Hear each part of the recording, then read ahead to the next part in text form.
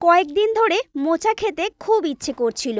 মামার বাড়ির কলা গাছগুলোতেও মোচা পাইনি, তবে মা খুঁজে ঠিক একটা মোচা হাজির করলো। আসলে মা তো সন্তান যা চায় ঠিক দেওয়ার চেষ্টা করে।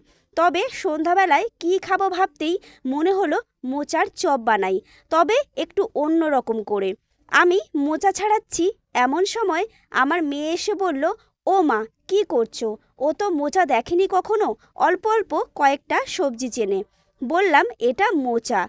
ওটা কি, আঙুলের মতো মোচার হাত? হেসে বললাম, হ্যাঁ সোনা। ভেবে ভেবে দাঁড়িয়ে বলল, ওর পা নেই? আমার খুব হাসি পেল। বললাম, না।